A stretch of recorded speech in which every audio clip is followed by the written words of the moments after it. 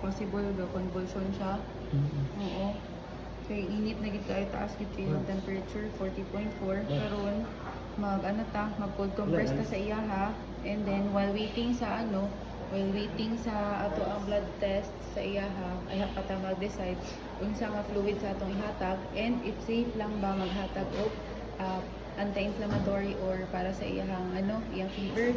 Kay magdepende po gyud kung unsay reason sa iyang seizure gahapon, possible tungod ani taas kayong temperature or other underlying causes, which is kato ang ingon is possible kato sa major organs niya like kidney and liver.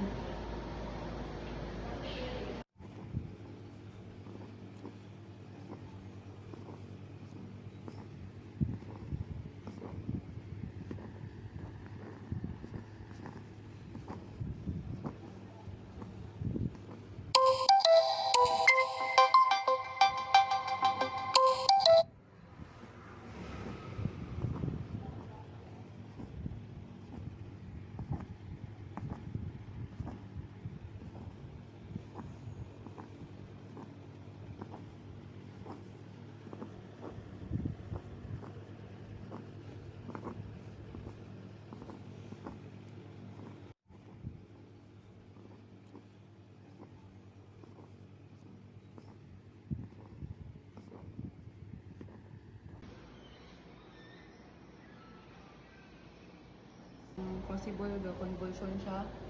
Oo. Kay init na gid kayo, taas gid kayo ang temperature 40.4 karon mag cold compress ta sa iya ha. And then while waiting sa ato ang blood test sa iya ha, ay pa ta mag-decide unsa nga fluid sa atong ihatag, and if safe lang ba maghatag og anti-inflammatory or para sa iyang iyang fever.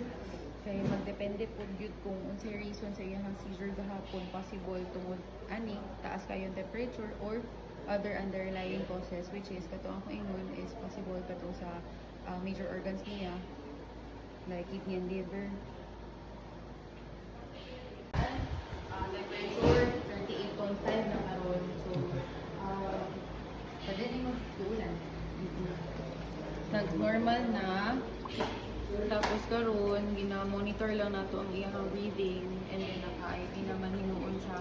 Tapos na iyang CBC and blood chem. Sa iyang CBC emergency.